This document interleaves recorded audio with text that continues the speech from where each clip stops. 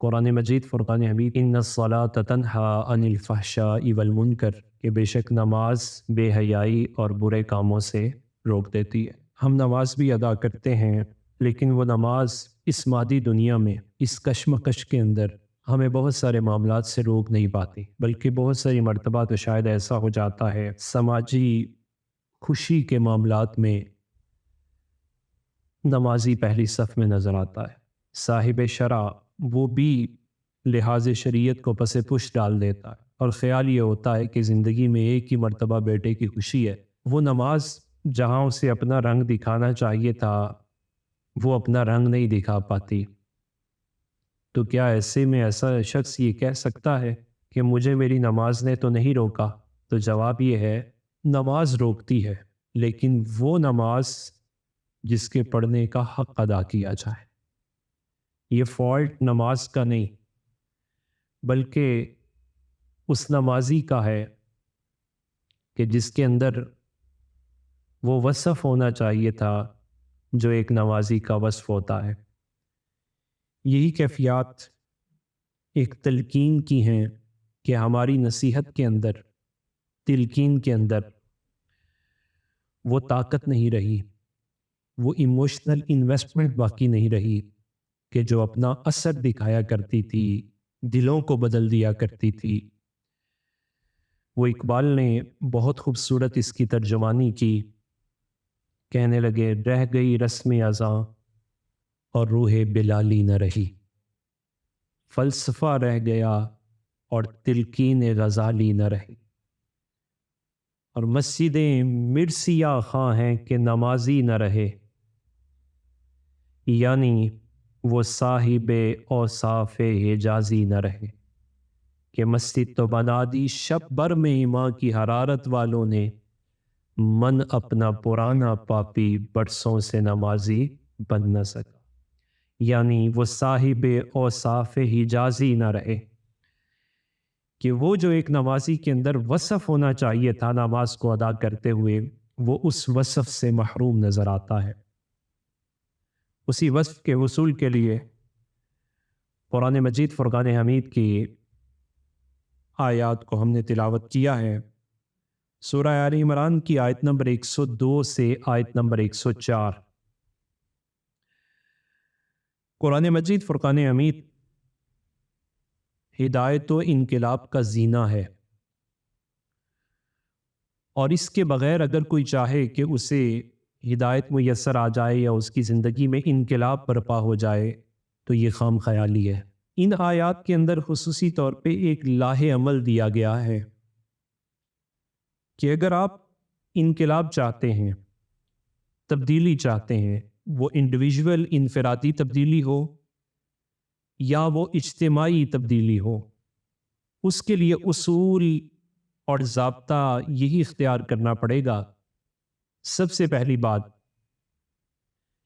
کہ افراد سازی، ایک ایک فرد پر محنت ہو، اور اس میں بھی ذمہ داری چند افراد کو ذمہ دار نہ ٹھہرایا جائے، بلکہ کلکم راعٍ وکلکم مسئول عن رعیتہ، تم میں سے ہر بندہ رسپانسیبل ہے، ذمہ دار ہے، اور اس سے اس کی ذمہ داری کے بارے میں سوال کیا جائے گا، وہ جواب دہ ہے، اس کی کچھ نہ کچھ ذمہ داری ہے۔ باپ ہونے کی حیثیت سے اپنی اولاد کی تربیت تو ہر کسی کی ذمہ داری بنتی ہے، مربی ہونے کی حیثیت سے ہر کسی کی تربیت اس کی ذمہ داری بنتی ہے جن کی وہ تربیت کر رہا ہے۔ دوسری بات اجتماعیت، جن لوگوں کی آپ پر ذمہ داری ہے ان کو اکٹھے رکھنا، جوڑ کے رکھنا، یہ انقلاب کا پیش خیمہ ہوتا ہے۔ اور پھر تیسرا کام ہے کہ جب کردار سازی بھی ہو جائے، اجتماعیت بھی میسر آ جائے، تو پھر اب ان سے کوئی کام لینا۔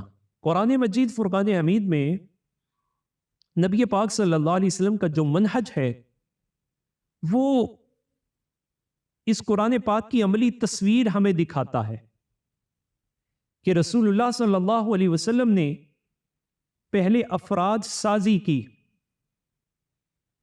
کہ مصطفیٰ کریم علیہ الصلوۃ والسلام کی تربیت پا کر جو پہلے فقط ابو بکر تھے اب وہ صادق کی صحبت میں رہ کے صدیق اکبر بن گئے.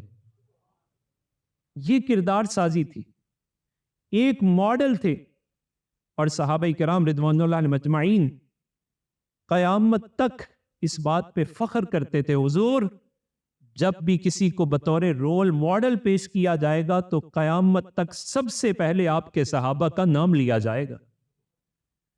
آج بھی ماننے والا ہو یا نہ ماننے والا ہو، عدل کی بات ہو تو پہلا نام فاروق اعظم کا ہی آئے گا. سخاوت کی بات ہو تو نام عثمان غنی کا چلے گا. شجاعت کی بات ہو تو، علم کی بات ہو تو نام مولا علی کا چلے گا. کیوں؟ اس وجہ سے کہ نبی پاک صلی اللہ علیہ وسلم نے پہلے انفرادی طور پر انڈیویجولی ان پر کام کیا، افراد سازی کی، انڈیویجولی کریکٹر بلڈنگ، ان کو بلڈ اپ کیا.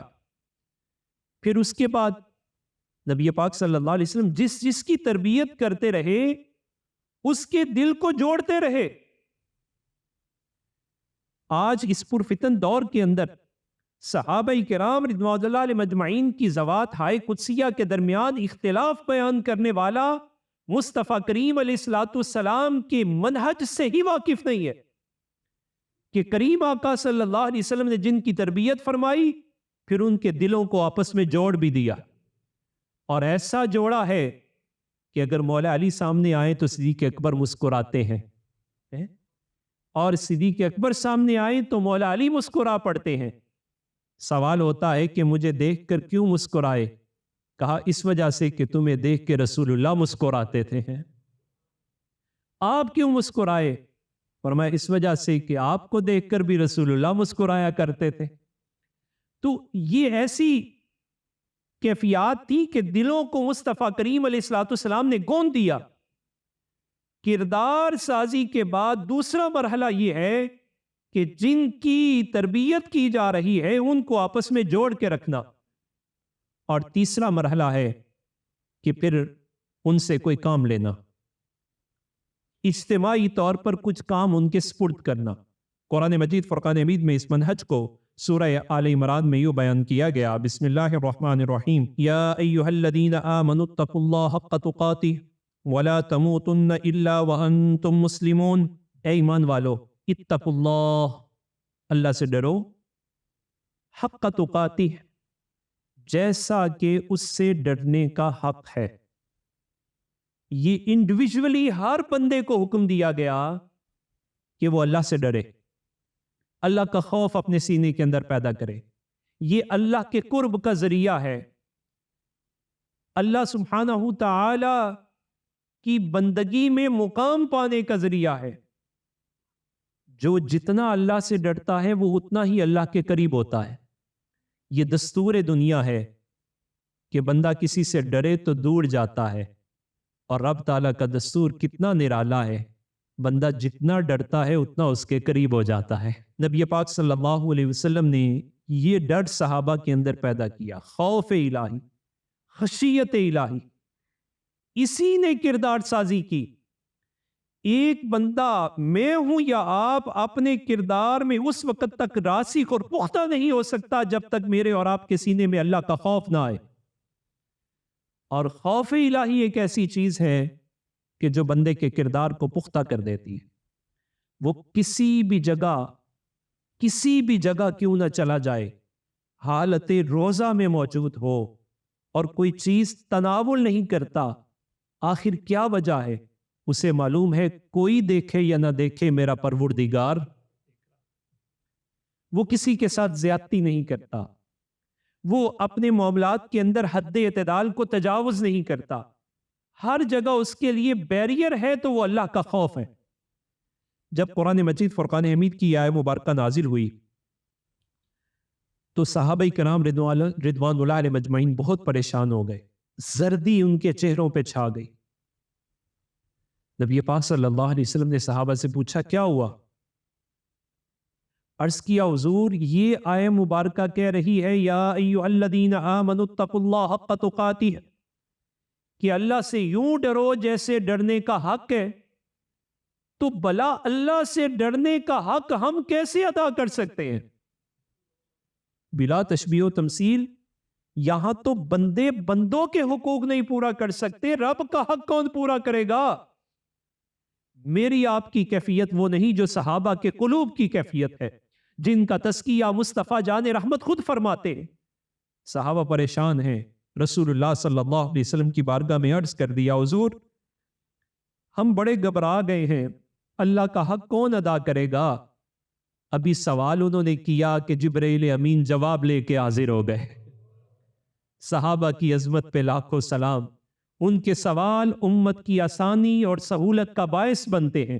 قرآن مجید فرقان حمید کی سورہ تغابن اترتی ہے، بسم اللہ الرحمن الرحیم، فاتقوا اللہ ما استطعتم، اے محبوب انہیں کہہ دو اللہ سے ڈرو جتنا ڈر سکتے ہو، جتنی تمہارے اندر کیپیسٹی ہے نا، جتنی استطاعت ہے اتنا ڈرو۔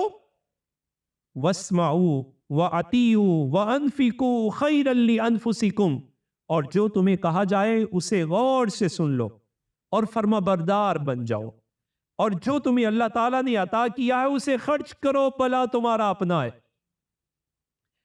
یہ آیت مبارکہ اتری تو صحابہ کرام رضوان اللہ علیہ مجمعین کی وہ جو مغمومی تھی، اس مغمومی نے اپنا رنگ بدلا اور انہیں تسکین ہوئی کہ اب کوئی گنجائش نکل آئی، جتنا ہم سے ممکن ہے اتنا ہم ڈرنے کی کوشش کریں گے۔ علماء نے پھر اسی کے تحت لکھا کہ ایک بندہ مومن کے لیے بحیثیت مکلف یہ بات لازم ہے کہ جس حد تک ممکن ہو سکتا ہے اس حد تک اللہ تعالیٰ کا خوف اپنے اوپر طاری کرے، اور اسی کے لیے میڈیٹیشن اور مراقبہ، اس کو صوفیاء نے باقاعدہ ٹرمنالوجی کے طور پر، اصطلاح کے طور پر وضع کیا کہ کسی وقت میں ایسے بیٹھنا اور اپنے آپ کو یوں تصور کرنا کہ میں اللہ کی بارگاہ میں حاضر ہوں، تو کیا میرے اعمال اس لائق ہیں کہ میں اس کے سامنے حاضر ہو سکوں؟ اور مصطفیٰ جان رحمت صلی اللہ علیہ وسلم نے پھر بندگی میں بھی اسی اصول کو پیش نظر رکھا، فرمایا کن فی الصلاۃ کأنک تراہ، نماز میں ایسے ہو جیسے تم خدا کو دیکھ رہے ہو، اور اگر ایسا نہیں تو پھر یہ خوف ضرور لاحق ہو کہ وہ خدا تمہیں دیکھ رہا ہے۔ اب ذرا آئیے، یہ کیسے پیدا ہوگا؟ یہ اس وقت تک پیدا نہیں ہوگا جب تک ہمارے اعمال کے اندر اخلاص نہیں آئے گا، سنسیئرٹی نہیں آئے گی، پیوریفیکیشن پیدا نہیں ہوگی۔ اور اخلاص کا مطلب یہ ہے کہ honesty of mind, freedom of hypocrisy, کہ ذہن جو ہے وہ دیانتدار ہو اور دوغلے پن سے اور منافقت سے پاک ہو۔ ایسا نہیں کہ کر کسی کے لیے رہا ہے اور دکھلا کسی کو رہا ہے۔ اگر ایسا ہو گیا تو ہو بے شک عبادت ہی کیوں نہ، تو یہ عبادت نماز کی صورت میں ہو اور یہ چاہے کہ لوگ مجھے نمازی کہیں، حج ہو اور چاہے کہ لوگ حاجی کہیں، روزہ ہو تو میں صائم کہلاؤں، زکوٰۃ دے تو میں سخی کہلاؤں، تو یہ ساری کی ساری عبادتیں ہیں، لیکن ہباء منصورا، یہ ساری کی ساری ہوا میں بکھر جاتی۔ علماء فرماتے ہیں ایک شخص نے اپنی جیب کے اندر ڈھیروں کینکریاں ڈالی ہوئی ہیں اور اس کی دونوں جیبیں بہت وزنی ہیں، اور مارکیٹ میں جا رہا ہے اور بڑا خوش ہے کہ میری جیب میں بڑا کچھ موجود ہے، میں جو چاہوں گا وہ خرید لوں گا۔ لیکن جس دکان پہ جاتا ہے اپنی کینکریاں نکالتا ہے تو لوگ اسے احمق اور دیوانہ کہتے ہیں کہ بھلا اس سے بھی کچھ آتا ہے۔ فرمایا یہی مثال اس بندے کی ہے جس کے پاس اعمال تو ڈھیروں ہیں لیکن اس کے اندر اخلاص نہیں ہے۔ اس نے ٹھیکریاں رکھی ہوئی ہیں، گمان اس کا یہ ہے میں نے تو ویلفیئر کے اتنے کام کر دیے، میں نے تو مسجد و مدرسہ بنا دیا، میں نے اتنے لوگوں کو تبلیغ کر دی، لیکن اخلاص سے خالی تھا۔ خیال اس کا یہ ہے کہ ترازو پہ جاؤں گا تو بڑا ثواب ملے گا، اور میں جب ترازو پہ جائے گا تو ندا آئے گی بندے میرے لیے کیا کر کے آیا ہے۔ وہ سارے کا سارا وہ کنکریاں اور ٹھیکریاں ہیں جسے پھینک دیا جائے گا، جس کا کوئی بدل نہیں دیا جائے گا۔ لہذا مجھے اور آپ کو اپنے اعمال کا محاسبہ کرنا ہے بحیثیت طالب علم. کیا میں نے علم دین اس لیے حاصل کیا کہ لوگ مجھے صرف عالم کہیں؟ بحیثیت تاجر میں تجارت صرف اس وجہ سے کرتا ہوں کہ لوگ مجھے تاجر کہیں؟ بحیثیت باپ میں اپنی اولاد کی تربیت صرف اس وجہ سے کر رہا ہوں کہ اولاد میری ہو جائے؟ جس پروفیشن سے میں منسلک ہوں اس پروفیشن کے اندر بحیثیت مسلمان اخلاص پیدا نہیں ہوگا تو انقلاب پیدا نہیں ہوگا، کردار سازی نہیں ہوگی. اخلاص کا مطلب یہ ہے کہ بحیثیت مسلمان میں جو بھی کام کروں اللہ کی رضا کے لیے کروں، اور جب کام اللہ کی رضا کے لیے کیا جائے تو پھر بندہ نیکی کو بھی ایسے ہی چھپاتا ہے جیسے گناہ کو چھپاتا ہے. پھر اس کی کیفیت یہ ہے، انتہائی اخلاص یہ ہے کہ وہ تعریف سے بھی بے نیاز ہو جاتا ہے.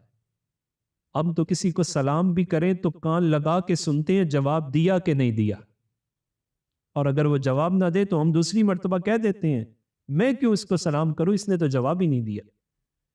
بیٹا بھی کہتا ہے میں باپ کے لیے کیا کروں، باپ نے میرے لیے کیا کیا ہے. تو اخلاص کا تقاضا یہی ہے کہ اللہ کی رضا کو شامل کیا جائے. جب تک اللہ کی رضا اعمال کے اندر نہ آئے تو پھر یہی کیفیات ہیں جو اقبال نے کہا، رہ گئی رسم ازاں روح بلالی نہ رہی، فلسفہ رہ گیا اور دل کینے غزالی نہ رہی. ہماری نصیحت کے اندر وہ وزن باقی نہیں رہا. عبادت ہے مسجد مرثیہ خواہ ہے کہ نمازی نہ رہے، یعنی وہ صاحب اوصاف حجازی نہ رہے. یہ اخلاص قرآن مجید فرقان حمید میں اگر ہم انسانیت کا مقصد سمجھتے ہیں تو وہ کیا ہے؟ رب تعالیٰ ارشاد فرماتے ہیں وَمَا خَلَقْتُ الْجِنَّ وَالْإِنسَ إِلَّا لِيَعْبُدُونَ، نہیں میں نے پیدا کیا جن و انس کو مگر اپنی عبادت کے لیے. اور عبادت کی روح کیا ہے؟ عبادت کی روح اخلاص ہے. بسم اللہ الرحمن الرحیم، قُلْ إِنَّ صَلَاتِي وَنُسُكِي وَمَحْيَايَ وَمَمَاتِي لِلَّهِ رَبِّ الْعَالَمِينَ. اے محبوب آپ فرما دیجئے میری نماز ہو، میری قربانی ہو، میری زندگی ہو، میرا دنیا سے جانا ہو، للہ فقط اللہ کی رضا کے لیے، جینا مرنا اللہ کے لیے، دینا لینا اللہ کے لیے. جب تک یہ اخلاص نہ آئے تو عبادت کے اندر جان نہیں آتی. صوفیاء فرماتے ہیں جس طرح جسم روح کے بغیر وہ حرکت نہیں کرتا، اسی طرح عمل اخلاص کے بغیر بھی حرکت نہیں. اخلاص، پیوریفیکیشن، سنسیئرٹی یہ جتنی زیادہ ہوگی اتنا ہی وہ عمل متحرک ہوگا، وہ اپنے اوپر بھی اثر انداز ہوگا اور دوسروں پر بھی اثر انداز ہوگا. اور قرآن مجید فرقان حمید میں یہ اسلوب بھی بڑا مختلف ہے کہ کثرت اعمال کا ہم سے مطالبہ ہی نہیں ہے کہ بہت زیادہ اعمال لے کے آؤ، نہیں، وہاں مطالبہ ہے تو حسن عمل کا ہے. سورہ ملک کو اسی وجہ سے بار بار پڑھنے کا حکم دیا گیا. بسم اللہ الرحمن الرحیم، تبارک الذی بیدہ الملک وہو علی کل شیء قدیر الذی خلق الموت والحیات لیبلوکم ایکم احسن عملا. برکت والی ہے وہ ذات جس کے قبضہ قدرت میں بادشاہیاں ہیں، وہ ہر چاہت پر قادر ہے. اس کا ایک تعارف یہ ہے کہ اس نے موت و حیات کو پیدا کیا ہے، اور اس موت و حیات کی پیدائش میں اس کا مقصد کیا ہے؟ لیبلوکم ایکم احسن عملا، تاکہ وہ تمہیں آزمائے، جانچے، پرکھے تم میں سے اچھے اعمال کون کرتا ہے. حسن عمل، حسن عمل. نبی پاک صلی اللہ علیہ وسلم صحابہ کرام رضوان اللہ علیہم اجمعین ان کو جب کہیں بیچتے تو آپ فرماتے اخلص عملک یکفیک اخلص دینک یکفیک العمل القلیل. فرمایا جانے والے، مجھ سے جدا ہونے والے، اپنے اعمال میں اخلاص پیدا کر لینا. اگر اخلاص ہوا تو اللہ تیرے تھوڑے عمل کو بھی قبول فرما لے گا. اور جناب سیدنا علی المرتضیٰ رضی اللہ تعالیٰ عنہ نے اسی سے اگلی بات کی. فرمایا جان رحمت نے مجھے فرمایا تھا تو اللہ سے تھوڑے رزق پہ راضی ہو جائے گا تو اللہ تو اس سے تھوڑے عمل پہ راضی ہو جائے گا. کیوں؟ اس وجہ سے کہ یہ تیرے اندر اخلاص پیدا کرے گا، تیرا اللہ تعالیٰ کے ساتھ تعلق شکوے والا نہیں شکر والا پیدا کرے گا.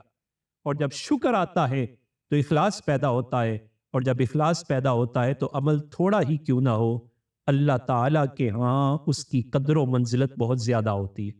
نبی پاک صلی اللہ علیہ وسلم نے اسی قدر و منزلت کو بیان کرتے ہوئے ارشاد فرمایا لو ان احدکم انفق مثل احد ذهبا ما وصل مد احدهم ولا نصیفہ، فرمایا میرے صحابہ کی نیکی کی کیفیت یہ ہے، قربان جائیں اپنے آقا مولا صلی اللہ علیہ وسلم پر، نیکی کا وزن دنیا کا کوئی ترازو نہیں تول سکتا، لیکن مصطفیٰ جان رحمت کا علم اسے تول رہا ہے۔ اور کیفیات کیا ہے؟ فرمایا میرے صحابہ ایک مد یا ایک سا اللہ کے راستے میں دے دیں اور تم احد پہاڑ کے برابر سونا بھی دے دو تو ان کی برابری نہیں کر سکتے۔ کیوں؟ ان کے اندر اخلاص تھا، سنسیئرٹی تھی، پیوریفیکیشن تھا، وہ اپنے پروفیشن کو پورے پیشن کے ساتھ، پوری سنسیئرٹی کے ساتھ ادا کرتے تھے، اور پروردگار عالم نے ان کے عمل کو اتنا تگڑا کر دیا اور اتنا قوی اور مستحکم کر دیا کہ بعد والے ان کے عمل میں بھی ان کے برابر نہیں ہو سکتے۔ تو جن کے عمل کی برابری نہیں ہو سکتی ان کی ذات کی برابری کیسے ہو سکتی ہے؟ اور جب یہ شان ہے خدمتگاروں کی تو سرکار کا عالم کیا ہو؟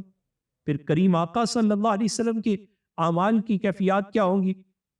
نبی پاک صلی اللہ علیہ وسلم پر اترنے والا قرآن اس اخلاص کی اہمیت کو بیان کرتا ہے کہ کافر بھی کسی موقع پر قطعی کافر ہونے کے باوجود سنسیئرٹی کا مظاہرہ کرتا ہے، اخلاص دکھاتا ہے اللہ تعالیٰ کے لیے، تو اللہ تعالیٰ اس کے اخلاص کو بھی ذکر کرتا ہے۔ قرآن مجید فرقان حمید میں کافروں کے بارے میں ایک عقیدہ بیان کیا گیا کہ یہ قطعی طور پہ جنت میں داخل نہیں ہو سکتے۔ جنت میں داخل ہونے کی شرط ہی ایمان ہے۔ بسم اللہ الرحمن الرحیم، ان الذین کذبوا بآیاتنا واستکبروا عنہا لا تفتح لهم ابواب السماء، بے شک وہ لوگ جنہوں نے ہماری آیتوں کو جھٹلایا اور ان سے وہ اعراض کرتے رہے، تکبر کرتے رہے، ان کے لیے آسمانوں کے دروازے نہیں کھولے جائیں گے۔ ولا يدخلون الجنہ، وہ جنت میں نہیں داخل ہوں گے، حتی یلج الجمل فی سم الخیاط، یہاں تک کہ اونٹ سوئی کے نکے میں داخل ہو جائے۔ جس طرح اونٹ سوئی کے نکے میں نہیں جا سکتا، حالت کفر میں کوئی جنت میں نہیں جا سکتا۔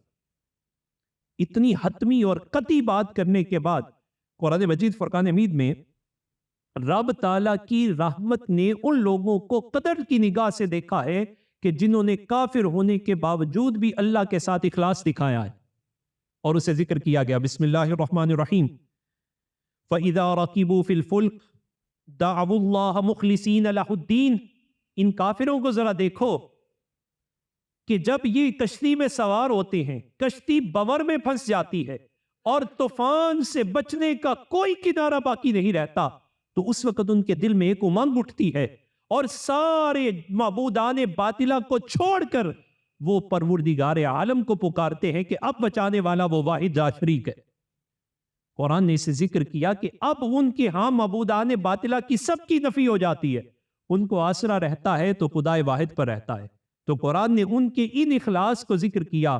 علماء فرماتے ہیں کہ جب کافر اخلاص سے رب کو پکارے تو رب اپنے قرآن میں جگہ دیتا ہے، مومن اخلاص سے پکارے تو کیفیات کیا ہوں گی؟ فرمایا نیت المؤمن خیر من عملہ، کہ مومن کی نیت اس کے عمل سے بھی بڑھتر ہو جاتی ہے۔ فرمایا کب؟ فرمایا اس وجہ سے کہ عمل بسا اوقات ریاکاری کا شکار ہو جاتا ہے، دکھلاوے کا شکار ہو جاتا ہے، لوگوں کی باتوں کا شکار ہو جاتا ہے، اور نیت اس سے جب بچتی ہے تو یہ عمل سے بھی بڑھ جاتی ہے۔ نبی پاک صلی اللہ علیہ وسلم غزوہ تبوک سے واپس آ رہے تھے، جناب انس بن مالک فرماتے ہیں رسول اللہ صلی اللہ علیہ وسلم نے فرمایا لَقَدْ تَرَقْتُمْ بِالْمَدِينَةِ أَقْوَامًا مَا سِرْتُمْ مَسِيرًا وَلَا أَنفَقْتُمْ مِنْ نَفَقَةٍ وَلَا قَطَعْتُمْ مِنْ وَادٍ إِلَّا وَهُمْ مَعَكُمْ، فرمایا تم چلے بہت ساری وادیوں میں، تم نے بہت سارا مال خرچ کیا، تم نے جہاد کیا، لیکن تمہیں تو اجر ملا۔ کچھ ایسے لوگ تھے جنہیں تم مدینہ میں چھوڑ کے آئے ہو، جو اجر تمہیں ملا ہے اللہ نے انہیں بھی عطا فرمایا ہے۔ جناب انس بن مالک فرماتے ہم نے بیک زبان کہا قالوا یا رسول اللہ وکیف یکونون معنا وهم المدینہ بالمدینہ، حضور وہ کیسے ہمارے ساتھ ہو گئے، وہ تو مدینہ میں بیٹھے رہے، ہم نے تو وہ غزوہ تبوک کا اتنا لمبا سفر طے کیا، ساری مصیبتوں کو جیلا۔ فرمایا اس وجہ سے ان کی نیت پکی تھی، بس کسی عذر حقیقی نے انہیں روک لیا تھا۔ بیٹھے گھر ہیں لیکن اجر اللہ تعالیٰ انہیں گھر میں عطا فرما رہا ہے. پتہ یہ چلا نیت المومن، مومن کے اندر جو اخلاص ہے، اس کی جو سنسیئرٹی ہے، وہ اس کی نیت کے اندر کتنی طاقت پیدا کر دیتی ہے. اسی وجہ سے علماء نے کہا کہ ایسی نیت ہی کارآمد ہوتی ہے جس نیت کے پیچھے عمل کی قوت موجود ہو. اگر بندے کو کہا جائے ہاں جی آپ عمل کیجئے، وہ کہتا ہے انشاءاللہ، لیکن ارادہ موجود نہیں ہے، فرمایا یہ نیت کی بات نہیں ہے. نیت کی بات یہ ہے مستحکم ارادہ کرتا ہے اور پھر اس کی نیت کرتا ہے. اگر اسے توفیق نہ بھی ملے تو اللہ تعالیٰ اجر والوں میں اسے شامل فرما لیتا. اور یہ اخلاص ہی ہے جو اعمال کے اندر طاقت پیدا فرماتا ہے. اس وقت مجھے اور آپ کو اپنے اعمال کے اندر پیوریفیکیشن کا، سنسیئرٹی کا، اخلاص کا بغور جائزہ لینا ہے. انڈیویجولی بھی ہماری زندگی کے اندر یہ جو انقلاب نہیں آ رہا، نبوی منہج اسی بات کا متقاضی ہے کہ اگر افراد سازی چاہتے ہو، افراد سازی کے بعد ان کی اجتماعیت پر فوکس کرو، پھر اجتماعیت کے بعد انہیں امور سونپو، اور امور سونپنے میں تینوں کلاس کے اندر یہ خیال رکھو کہ کسی کی پیوریفیکیشن، اخلاص کم نہ ہو. اور اخلاص یہ ہے کہ جو کام کرو اللہ کی رضا کے لیے کرو. حضرت جنید بغدادی علیہ رحمہ کے پاس ایک شخص آیا اور کہنے لگا اعمال کے اندر طاقت کیسے پیدا ہوتی ہے؟ اور میں اعمال کے اندر طاقت تب پیدا ہوتی ہے جب اس میں اخلاص آتا ہے. کہا اخلاص کہاں سے آتا ہے؟ اور مجھے تو بڑی آسانی سے مل گیا تھا. کہا کہاں سے لیا؟ کہا ایک حجام سے میں نے خرید لیا. کہا میں بچپن میں تھا، میرے بال بڑے، تو استاذ محترم کہنے لگے جاؤ بال کٹواؤ. پیسے میرے پاس موجود نہیں تھے. میں حجام کی دکان پہ گیا، جھجکتا وہاں کھڑا تھا. اس نے پوچھا کیا بات ہے؟ میں نے اسے کہا بال کٹوانا چاہتا ہوں لیکن اللہ کے نام پہ کاٹو گے؟ اس نے اپنے گاہکوں کو چھوڑا اور چھوڑ کے مجھے اندر بلایا، میرے سر پہ بوسہ دیا، مجھے سیٹ پہ بٹھایا اور بڑے اہتمام کے ساتھ میرے بال کاٹے. گاہک ناراض ہو رہے ہیں لیکن وہ میرے بال کاٹ رہا ہے. کاٹنے کے بعد مجھے کچھ پیسے دیے اور پیسے دینے کے بعد کہنے لگا جاؤ. حضرت جنید بغدادی کہتے ہیں میں چلا گیا. دل میں ارادہ تھا جب پیسے ہوں گے اسے لوٹاؤں گا. ایک طویل عرصہ گزرا. حضرت جنید بغدادی پیٹنٹ سورس ہے اسپرچولیزم کا.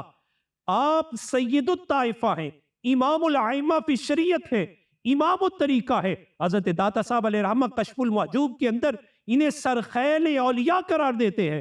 فرمایا جنید بغدادی جب بہت نام ہو گیا، مال بھی آیا، تو ایک دن خیال آیا کہ میں نے تو حجام کے پیسے دینے تھے. وہ پیسے اٹھائے اور حجام کی دکان پہ پہنچے. حجام نے نہ پہچانا. یہ سے کہنے لگے حجام یہ پیسے لے لو، میں نے تمہارے پیسے دینے تھے. کہنے لگا کون سے پیسے؟ کہا وہ ایک مرتبہ میں تمہارے پاس بچپن میں آیا تھا اور آ کے کہا تھا میری حجامت کر دو اور تو نے کر دی اور مجھ سے پیسے نہیں لیے تھے. اسے یاد آیا. کہنے لگا تو نے کیا کہا تھا؟ کہا میں نے کہا تھا اللہ کے نام پہ کر دو. کہنے لگا جنید بغدادی اتنا بڑا صوفی بن گیا اور تجھے آج بھی پتہ نہیں چلا جو کام خالق کے لیے کیا جائے اس کا بدلہ مخلوق سے نہیں لیا جاتا. تو آج بدلہ دینے کے لیے آ گیا ہے. آج مجھے اور آپ کو اپنی کیفیات کو سوچنا چاہیے. بے حیثیت والد میں اپنی اولاد کی تربیت بھی کر رہا ہوں تو کیا ہے میرا بیٹا بن جائے. ویژن کتنا چھوٹا ہے. ارے بیٹا بنانا ہے تو وطن کا سپوت بناؤ. اگر بنانا چاہتے ہیں تو اسے اسلام کا بیٹا بنائیے. حضرت سلیمان فارسی سے کوئی پوچھتا آپ کا تعارف کیا ہے؟ فرمایا میرا تعارف یہ ہے کہ سلیمان اسلام کا بیٹا ہے. آج اسلام کے بیٹے کیوں پیدا نہیں ہو رہے؟ اس وجہ سے کہ ہم نے اپنے بیٹے پیدا کیے اور جب اپنے بیٹے ہوئے تو نتیجہ یہ نکلا وہ اپنے بھی نہ رہے اور خدا کے بھی نہ رہے. اور جب ہم اللہ کی رضا ان کے سینے میں پیدا کریں گے، رب کا بنائیں گے، تو رب کی بندگی بھی اس وقت تک پوری نہیں ہوگی جب تک یہ نہ کہہ لے ربنا اغفر لی ولوالدی وللمؤمنین یوم یقوم الحساب. آپ تاجر ہیں، اپنے آپ کو محدود مت سمجھیے. اس تجارت کو اپنی عبادت کا ذریعہ بنائیے. آپ حبیب اللہ کے مقام پر فائز ہو سکتے ہیں اور آپ تاجر بن کر اسلام کے ایمبیسڈر بنیے، اسلام کے نمائندے بن جائیے. ماں کے منصب پر فائز ہے تو خدا نے یا بیٹا نعمت کی صورت میں دیا ہے یا رحمت کی صورت میں دیا ہے تو اسے خدا سے جوڑیے، اسے نعمت و رحمت زمانے کے لیے بنائیے. عجیب حال یہ ہے کہ ہم اپنے کسی بھی پروفیشن کے اندر سنسیئرٹی نہیں دکھا رہے، اس کے اندر پیشن موجود نہیں ہے، رسپانسبلٹی ادا نہیں کر رہے. نتیجہ یہ ہے کہ نہ ادائیگی نماز کی فکر ہے، عبادات کی فکر ہے، حقوق پیچھے رہ رہے ہیں اور معاشرہ دن بدن تنزلی کا شکار ہے۔ یہ تنزلی ترقی میں تبھی بدلے گی جب اللہ کے قرآن اور رسول اللہ کے فرمان کے ساتھ جڑتے ہوئے اپنے اعمال کے اندر اخلاص پیدا کریں گے۔ رب تعالیٰ مجھے اور آپ کو یہ اخلاص عطا فرمائے۔